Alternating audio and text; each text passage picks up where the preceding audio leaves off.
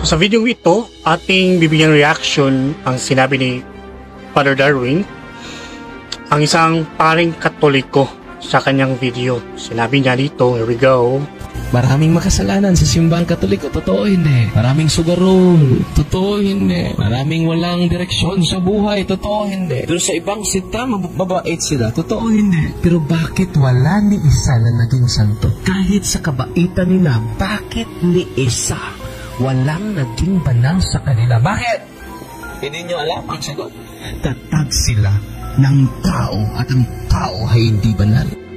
Kagaya ng sinabi ni Father Darwin, marami daw mga makasalanan sa simbahang Katoliko. Marami daw sugarol. Okay, ito ang tatalakayin natin ngayon sa pag-test broadcast natin. Di ta naka-live ngayon sa Facebook, sa multiple. Okay, naka-live tayo sa pananampalataya at katwiran. So, kumusta? Sa mga suking taga-subaybay, hello kay Santo Benedicto. Pwede kayo mag-comment, mga kapatid, kung may narinig ba kayong background, yung sa aircon o maingay ba? Dahil nag-test broadcast pa tayo ngayon. No? Comment down kung meron bang napansin kayo? Kumusta sa lahat at mga wala naman? Ay, salamat. Wala. Okay, at least na filter natin ngayon. No? So, sa mga sukid nating taga-subaybay, welcome sa ating punto por punto. Sandali at para sa mga taga-subaybay natin, kung bago lang kayo sa ating channel, welcome po sa lahat. Ininyahan natin ang ating mga suking tagapag-subaybay na huwag kalimutang pindutin ang like, mag-subscribe kung bago ka lang, at pindutin ang bell button, mag-comment, at i-share ninyo, mga kapatid. So, test broadcast pa. Nag-test broadcast pa. Ngayon, sa ako lang ning speaker, ako medyo na ay mo kas human og istorya, bro. Ako di ay ning speaker. Okay? So,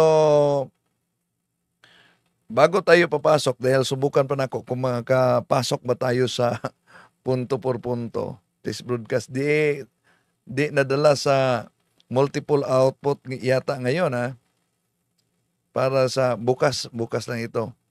Ating tingnan bukas bakit di gumagana. Okay? So, may nagkomento kay Father Darwin, at ito di natin na tuloy dahil pumasok tayo sa punto por punto.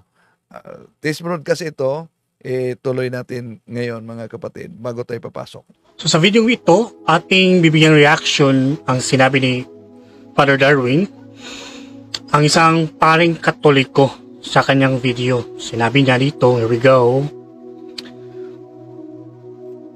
Maraming makasalanan sa simbahang Katoliko, totoo hindi. Maraming sugarol, totoo hindi. Maraming walang direksyon sa buhay, totoo hindi. Pero sa ibang sita, mababait sila, totoo hindi. Pero bakit wala ni isa na naging santo? Kahit sa kabaitan nila, bakit ni isa walang naging banal sa kanila? Bakit? Hindi nyo alam ang sagot. Tatag sila ng tao at ang tao ay hindi banal. Kagaya ng sinabi ni Father Darwin, marami daw mga makasalanan sa simbahang Katoliko. Marami daw sugarol sa Katoliko. Maraming mga walang direksyon sa buhay. O diba? Kung totoo ngang ang reliyon ninyo ang makapagligtas, bakit madami ang walang direksyon sa buhay? Sinasabi na mismo sa kanyang bibig sa paring Katoliko na ito. At ang tagaibang sekta At naunang sinabi niya mga kapatid na ang Katoliko daw ay daming mga makasalanan. At si Father Darwin, sinungaling na pare. Pero kung sinabi niyang sinungaling si Father Darwin, pagsisinungaling ba yung pagsabi na kahit ang simbahang Katoliko na tunay na iglesyang tatag ng ating Panginoon Jesucristo ay may mga kasamang makasalanan? Kahit nga sa mga apostol, di po ba? Pero ayon itong anti-Katoliko na ito mga kapatid, sinungaling si Father Darwin. Sino ba ang nagsisinungaling? Yung mga tao na nagsasabi na wala silang kasalanan? Tingnan natin ang mabasa sa unang Juan 1:8. Kung sinasabi nating wala tayong kasalanan, dinaya natin ang ating sarili at ang katotohanan ay wala sa atin. So, delikado itong mga nagsasabing ligtas na, lalo na yung once saved, always saved, dahil wala na daw mga kasalanan ito. Once saved, always saved, itong mga aral ng anti-Catholic mga kapatid. So, malinaw pala na ang mga sektang nagsasabing wala na silang kasalanan, ayon sa unang Juan 1:8, ay mga sinungaling at wala sa katotohanan. So, sasagutin natin ito mga kapatid, punto por punto. Dahil, alam nyo naman, ang kasinungalingan, pag ito'y palaging inulit-ulit, ay magmukha talagang parang katotohanan, lalo na sa ating mga kapatid na kulang ang kaalaman. Okay. So, tanong, bakit may mga makasalanan sa simbahang tatag ng ating Panginoon Jesucristo? Mismo na ang ating Panginoon Jesucristo nagsabi. San Mateo Kapitulo 13, 47-50. Tulad din naman ang kaharian ng langit sa isang lambat na inihulog sa dagat na nakahuli ng sari-saring isda na nang napuno ay hinila-nila sa pampang at sila'y nagsiupo at tinipon sa mga sisidlan ang mabubuti, datapuwat itinapon ang masasama. Gayon din ang mangyayari sa katapusan ng sanlibutan. Lahat ng mga anghel ay ihiwalay ang masasama sa matutuwid at sila'y igagatong sa kalan ng apoy. Diyan na nga ang pagtangis at ang pangangalit ng mga ngipin. See? Yun ang pahayag ng ating Panginoong Hesus. Dahil ang simbahan, ang kaharian ng Diyos, ay walang pagkakaiba ito sa ospital mga kapatid. Alam niyo naman, no? Sa ospital, daming mga may sakit. Pero, ibig ba sabihin, pag may mga sakit, ayaw ka nang papasok sa hospital? At litin natin, ito ang inulit-ulit na argumento sa ibang mga anti-Katoliko. Bakit daw tayong mga Katoliko, maraming mga kaanib na mga makasalanan, mga kriminal, kung tingnan sa kulungan, mga Katoliko ang marami umano.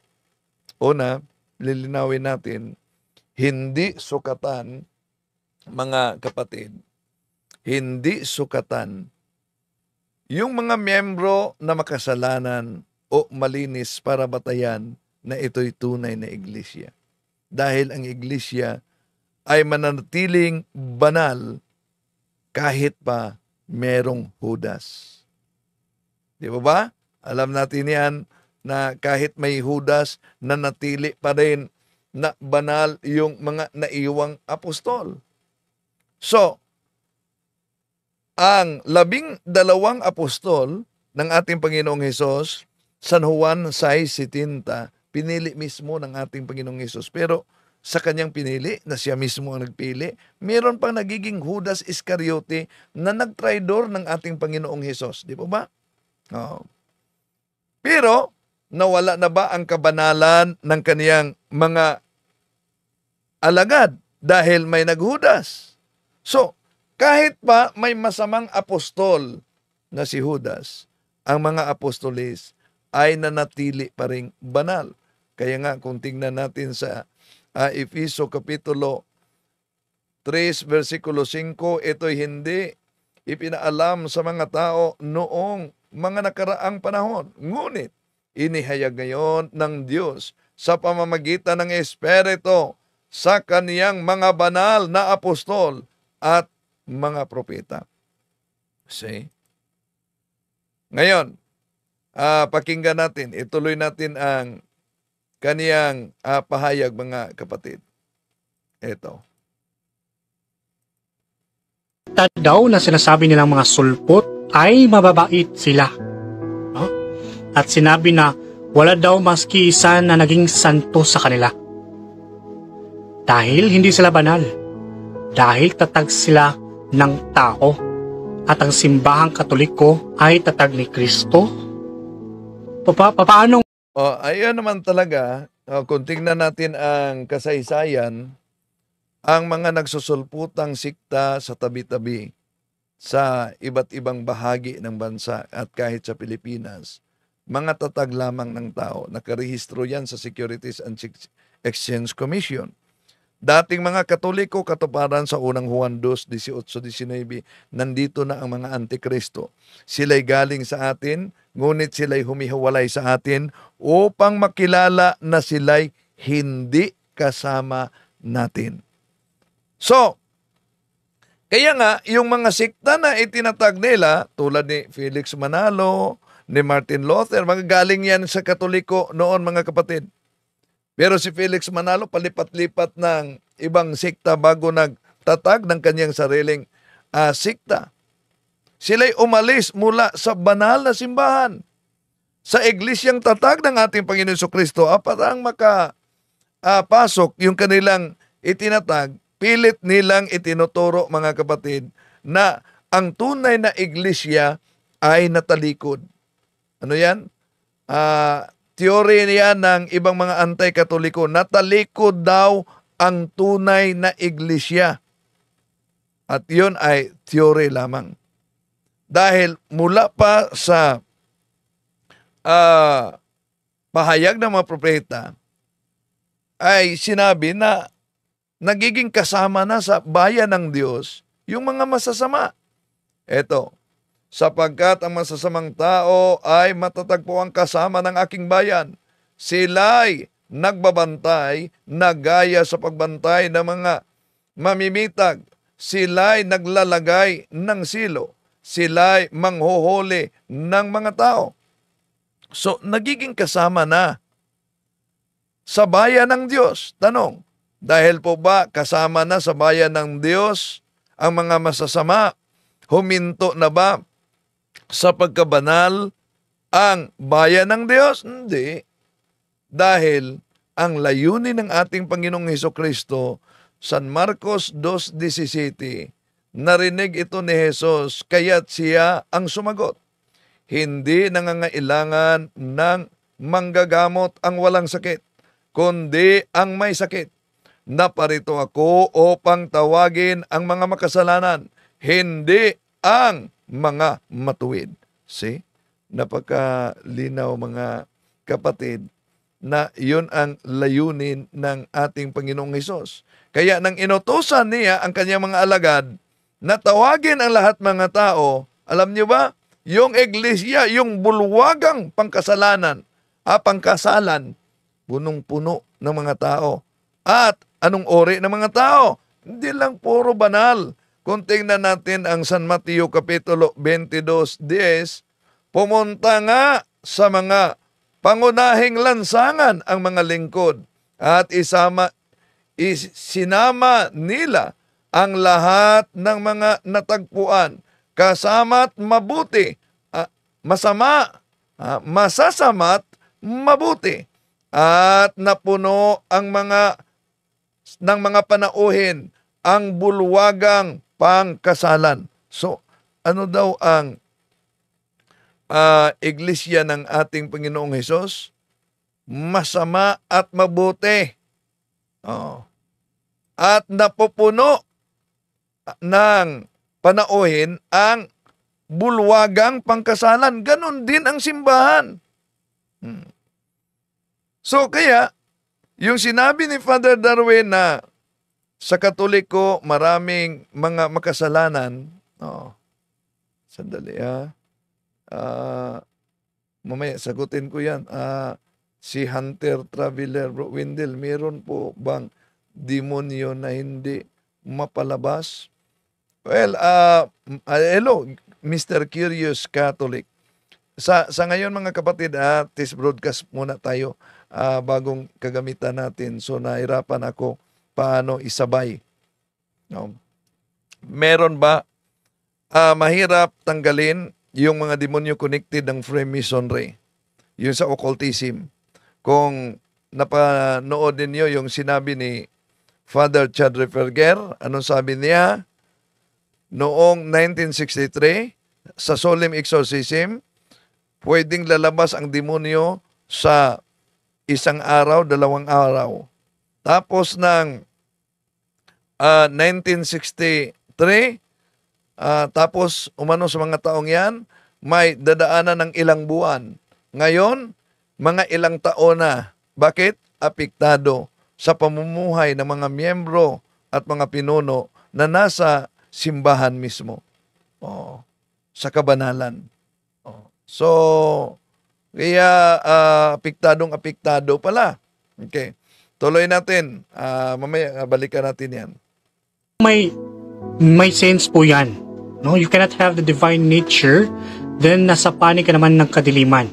You cannot have them together kung galit ka naman sa liwanag. You cannot enter into the kingdom of God while worshiping idols. You cannot serve them together. Or you cannot serve two masters. Ito naman ang kanilang atake sa atin mga kapatid na nagsimba umano ng Diyos-Diyusan. Worshipping idols. Tama naman yung sinabi niya na hindi makapasok sa kaharian ng Diyos yung nagsasamba ng mga Diyos-Diyusan. Pero ang tanong, makapasok ba sa kaharian ng Diyos yung mga sinungaling? Hindi. Dahil sa Juan Kapitulo 8:44, ang sinungaling, ang ama ay ang diablo. So, bakit? Anong kaugnayan dyan sa sinungaling at Diyos-Diyusan? Tama naman sa Bible, may Diyos-Diyusan na ipinagbabawal sa Exodo Kapitulo 20, versikulo 3 hanggang 5. Pero isang kasinungalingan mga kapatid, kung pinagdikdikan talaga ng mga anti-katoliko na lahat ng mga larawan sa Biblia ay Diyos-Diyusan, bakit? Tingnan niyo yung Exodo Kapitulo 25, versikulo 19-22. Ikalawang Hari, Kapitulo 23, versikulo 15 hanggang 18, di ba? Lahat ng mga imahe ng Diyos-Diyusan ay pinasunog? Di po ba? Lahat ay pinasunog. Pero merong hindi ipinagalaw. Yun ang monumento ng propeta.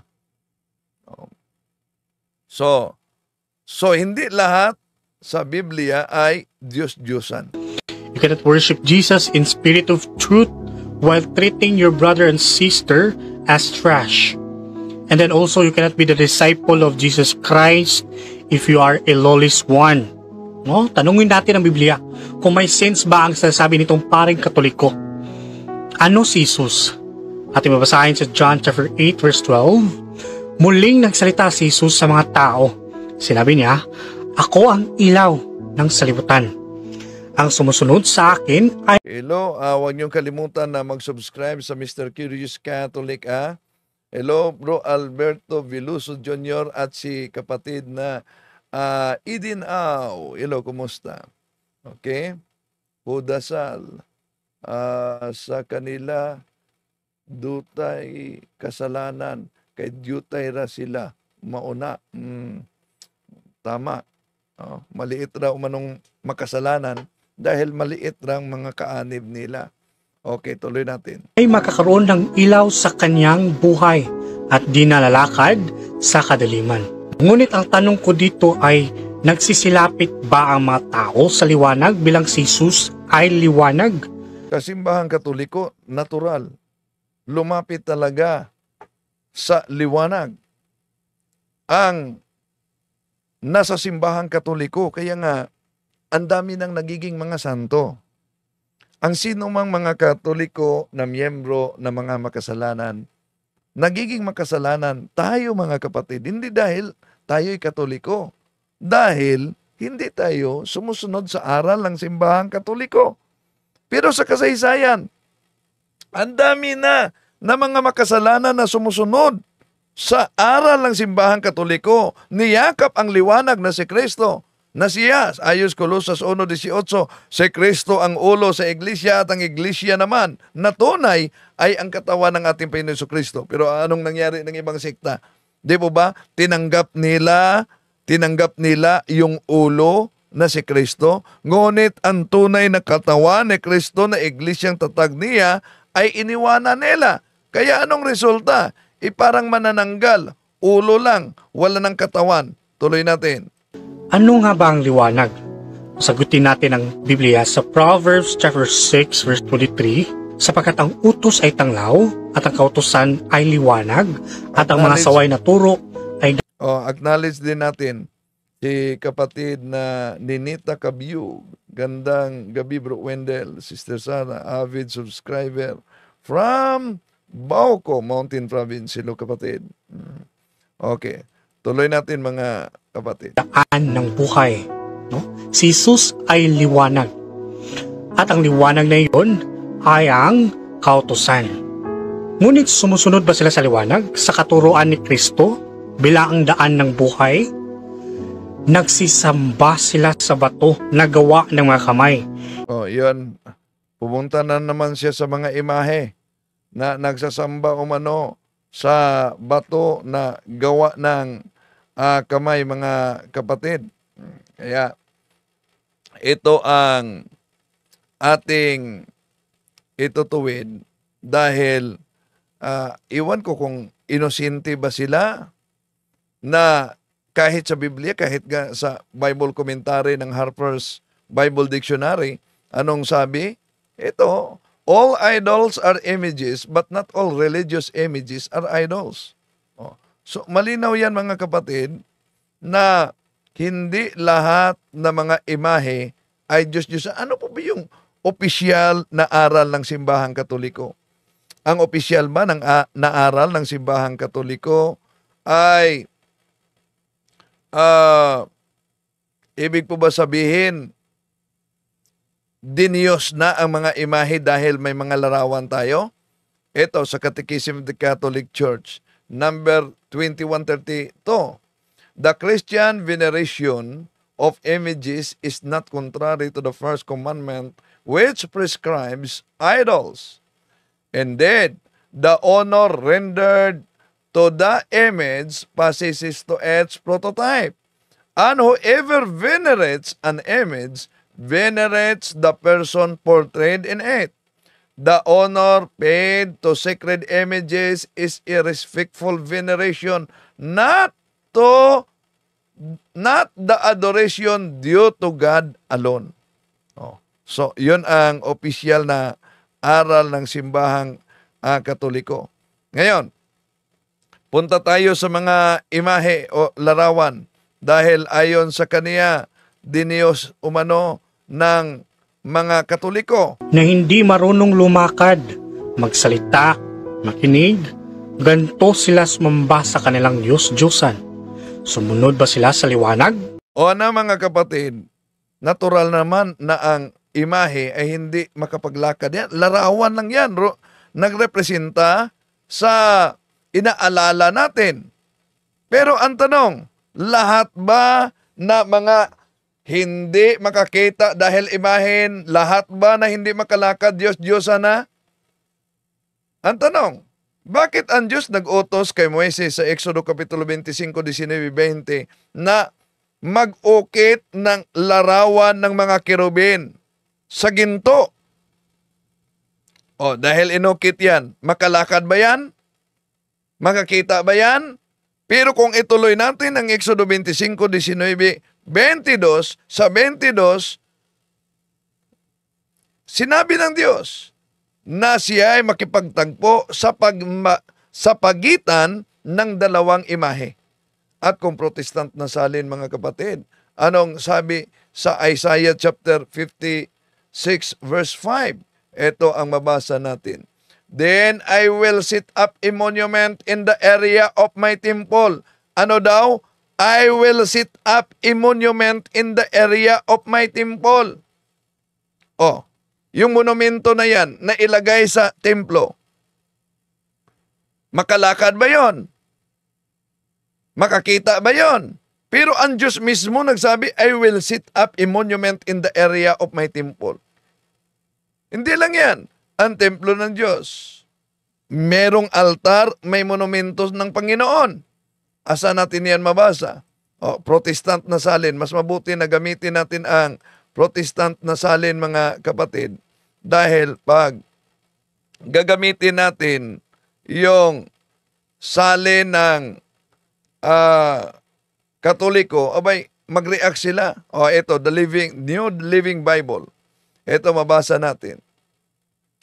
In that day, Isaiah chapter 19, verse 19, in that day, there will be an altar to the Lord in the heart of Egypt, and there will be a monument to the Lord at its border. So, sino ang katuparan nito? Nasa Biblia mismo ng Protestante, Isaiah chapter 19, verse 19, na there will be an altar to the Lord and there will be a monument to the Lord. Ano po ba ang layunin ng monumento? Protestant na salin na naman tayo mga kapatid. Ito ang mabasa natin sa Joshua chapter 4 verses 6 up to 7. We will use them to build a monument. In the future, when your child asks, what is this monument for? You can tell them, it is to remind us that the Jordan River stopped flowing when the Ark of God went across. The monument will be a permanent reminder to the people of Israel in this amazing miracle. So, meron pa lang paalala na dapat gawin. At yun ay sa pamamagitan ng monumento. E paano ngayon ang mga anti-katoliko? Wala pang altar, wala pang monumento. So, templo ba na ang kanilang pinasukan? Hindi, parang budiga na. Hindi. John chapter 3 verse 19. Ganito ang paghatol ng Diyos na parito sa salibutan ng ilaw. Ngunit inibig ba ng mga tao ang dilim kaysa liwanag? Sapagkat masasama ang kanilang mga gawa. Kinasusuklaman ng mga gumawa ng masama ang ilaw. Ni hindi lumapit dito pag hindi mahayag ang kanilang mga gawa. Ngunit ang namumuhay ayon sa katotohanan ay lumalapit sa ilaw upang may hayag na ang mga ginawa niya ay pagsunod sa Diyos. So gaya ng sinabi ko, papaano magkasama ang liwanag at ang kadiliman? So, di talaga yan magkasama. Kaya paano magiging liwanag yung iglesyang tatag lang ng tao? Na walang sariling Biblia, nakibasa lang sa Biblia, di ba? Siyempre, ang mga hindi Katoliko hindi talaga maniniwala sa paring Katoliko na ito. Si Father Natural naman na alang naman, maniniwala kayo sa pare. Pero ang tanong, kung di talaga kayo maniniwala ng pare ng simbahang Katoliko, bakit, bakit yung Bible na binasa ninyo, galing sa Katoliko, yung nagsalin ng kapitulo at bersikulo ng Biblia, paring Katoliko, kardinal ng Katoliko, bakit sa King James Version? Sinunod ninyo. Pati na yung yung kalendaryo, Gregorian calendar. Bakit sinunod ninyo ng mga anti-Catholic? Kundi kayo maniniwala sa mga paring Katoliko. Bakit kinopya niyo? Tuloy natin. Darwin na isang sinungaling. Isang sinungaling daw si Father Darwin. Isa bang pagsisinungaling yung sinabi ni Father Darwin na sa simbahan ay may mga makasalanan? Di naman. No? Di naman sinabi ng ating di naman yun pagsisinungaling, mga kapatid. Dahil alam natin na ang iglesia, kahit ang iglesia ay banal, dahil ang nagtatag ay ang ating Panginoong Hesukristo, pero hindi ibig sabihin na ang lahat ng mga kaanib nito ay puro na banal. Pero kung tandaan natin sino ang katuparan sa mabasa natin sa Romans chapter 1 verse 7. Ito, to all church, the beloved of God in Rome, called to be holy, grace to you and peace from God our Lord, the Father, Lord Jesus Christ. See? Tanong, nang sinabi sa Roma Kapitulo 1, versikulo 7, na tinawag na banal ang simbahan na nasa Roma. At siya'y magiging bantog, magiging kilala sa buong mundo. Ang tanong, anong simbahan ang makikita natin sa Vatican na bantog at tanyag at nagiging kilala sa buong mundo? Yung mga protestante ba? Hindi. Kundi walang iba. Ang simbahang Katoliko na tatag ng ating Panginoong Hesukristo. So, ituloy natin. Ang katotohanan dito ay ang mga Katoliko ay hindi talaga nila mahal ang Panginoon. Halimbawa, asawa mo si Hesukristo, tapos humalik ka sa iba, sumba ka sa iba, tapos nakita ng asawa mo na humalik ka sa mga santo, sa ibang mga Diyos. Anong mafe-feel ng asawa mo kung may kahalikan kang iba? Di ba masasaktan ka? So, eto na ginamit yung argumento ay very misleading. Bakit? Natural naman. Asawa, nakakita ka ng ibang babae, hinalikan mo, at yung argumento ng ibang pastor, iiniugnay nila sa mga santo, sa veneration natin, sa paghalik sa mga santo, at sasabihin daw umano na, itong paghalik na ito ay para sa iyo. Ayun, sasabihin umano ng asawa sa kaniyang misis na humalik siya sa isang babae at ang paghalik na ito ay para sa asawa niya. Magagalit talaga. Yun ang tinatawag na pangangalo niya. Kaya, yung argumento nila ay very misleading. Pero ang tanong, yung paghalik sa mga imahe ng mga santo, sa Biblia ba nangangahulugan na pag-Diyos na yon? Hindi. Paggalang lang yon. Halimbawa, ikaw, dahil alam natin na ang Diyos ang source ng kabanalan. Unang Pedro 1:16. Kung ikaw ang nag-drawing at pinupuri yung magandang drawing mo, Magagalit ka ba na nag-drawing? Hindi. Dahil kung pinupuri ng mga tao ang drawing mo, pati na ang nag-drawing ay napuri na rin. Ganon din ang mga santo. Dahil sa 2 Thessalonians chapter 1 verse 10, on that day the Lord will be glorified in His saints. Ano daw? Sa mga araw na iyon, ang Diyos ay maluwalhati sa pamamagitan ng kaniyang mga santo. So, ngayon, balikan natin. Sa simbahang Katoliko, wala naman mabasa sa Biblia, mga kapatid, na ang paghalik sa imahen, katumbas na pag-Diyos-Diyos sa imahen. Meron ba kayong mabasa? Hindi. Para sa Katoliko, ang paghalik sa mga imahe o larawan, mga kapatid, ay pagpakita lamang sa pagmamahal, and hindi mismo literal na doon sa rebulto, kundi doon mismo sa representa sa larawang iyon. Hindi nangangahulugan na pag Diyos na, kung humalik ka, hinalikan mo yung imahen. Wala sa Biblia na ang paghalik katumbas ay pag Diyos na. Inosente ba kayo? Di nyo ba alam na sa Biblia may mabasa na si San Pablo hinalikan nga ng mga tao? Ngayon, magagalit ba ang Diyos na hinalikan si San Pablo? Eto, mabasa natin. Acts chapter 20 verse 36. When Paul had finished speaking, he knelt down with all of them and prayed.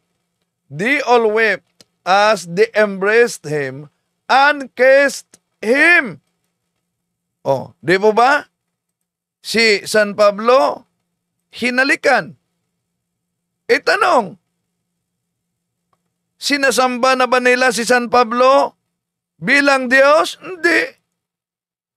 Kaya sablay naman ang argumento nila, hindi lang yan. Roma Kapitulo 16, versikulo 16. Ano mabasa? Mangagbatian kayo ng banal na halik. Binabati kayo ng lahat ng mga iglesia ni Kristo. Kaya, hindi nangangahulugan na hinalikan bilang pag-alala sa imahe. Yung imahe ay pag Diyos na. Tuloy natin, mga kapatid, ang kanyang argumento. Ganun lang din ang Panginoon. Ang Diyos po ay mapagbuguhin na Diyos. At mabasahin sa Exodus chapter 34 verse 14, huwag kayong sasamba sa ibang mga Diyos, sapagkat akong si Yahweh ang mapagnibuguing Diyos. Ano ba dapat? Paano ba dapat natin mamahalin ang Diyos? At mabasahin sa 1 John chapter 5 verse 2, ito ang palatandaang iniibig natin ang mga anak ng Diyos. Kung iniibig natin ang Diyos at tinutupad ang kanyang mga utos, sapagkat ang tunay na pag-ibig sa Diyos ay ang pagtupad sa kanyang mga utos. Tama. Ang ating Panginoong Hesus nagtatag ng iisa lamang na iglesia, hindi maraming iglesia. At ang utos niya na dapat tayo'y magiging kaisa sa kanyang iglesia. Juan 17:17, Sanctifica ius in veritate, sermo tuos veritas es, na magiging iisa tulad ng ating Panginoon. Pero karamihan ngayon, abay humihiwalay sa tunay na iglesia.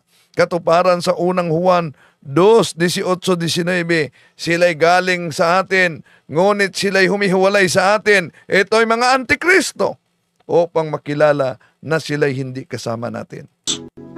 Si Jesucristo daw ang nagtatag sa simbahang Katoliko, at si Pedro ang unang Santo Papa by history. Kuno, malinaw na hindi ito klaro. Walang sinumang isang propeta o apostol na sumamba sa iba or kay Maria kung hindi ito ginawa sa mga Yun ba ang argumento niya na malinaw daw di klaro na ang simbahang Katoliko tatag ng ating Panginoon Jesucristo? Pero napakalinaw kahit sa kasaysayan. Ito'y history versus story. Anong sabi sa Young Student Learning Encyclopedia, Volume 15, page 2229. The word Catholic means universal. And for those first 1,000 years after the death of Jesus Christ, all Christians were members of the Catholic Church. See? Ngayon, kung di klaro na ang Katoliko ay tatag ng ating Panginoong Jesucristo, at kung di klaro ni San Pedro ang unang papa ng simbahang Katoliko, dapat ilatag nila. Bakit nahirapan ang mga anti-Katoliko na ilatag sino ang nagtatag sa simbahang Katoliko kundi ang ating Panginoon Jesucristo? Bakit nahirapan ang mga anti-Katoliko na ilatag kung di si San Pedro ang unang papa ng simbahang Katoliko? Sino ang unang papa? Dahil kung tignan natin, kahit nga sa definition lang ng Webster's Dictionary, page 544, Peter, masculine proper name, Simon Peter, fisherman of Galilee, one of the 12 apostles, and the first pope of the Roman Catholic Church. Okay. Ngayon, kung ipinagdikdikan nila na hindi talaga si San Pedro ang unang papa, sino? Na sa aklat na ang pamagat sa naturang aklat, mga kapatid, ay ito, Frank and Wagnall's Encyclopedia, Volume 19, page 266. The powers conveyed to Peter by Jesus Christ are held to be able passed on in full measure to his duly appointed successors in the Roman bishopric. So, napaka-linaw yan, mga kapatid. At kung sinabing di mabasa sa Biblia ang Katoliko, ay puntahan natin ang original Greek Bible, Acts chapter 9 verse 31. I mean on Ecclesia Catholis tes Judaeas kay Galileas kay Samarias ekon erenen oiko do minay kay poro mine tu poboto kario kay ti paraklesito agyo puemos aple thononto. Yun. So, ang tanong, yung tinatawag na Ecclesia Catholis sa Acts chapter 9 verse 31, meron bang protestante na Bible scholar na nagpatunay na ang Acts chapter 9 verse 31 ay Catholic Church yan? The Acts of the Apostles. Ito, mabasa natin. By G. Campbell Morgan, page 250. Here then, for the first time, there appears of the page of the Acts of the Apostles, the spacious Catholic conception of the Christian Church. See, napakalinaw, mga kapatid. Okay. So, sinubukan lang natin ito na tinalakay dahil bagong setup ang ginamit ko at di tayo naka-live sa Facebook. Pero sige, sa susunod tingnan natin ito. Okay.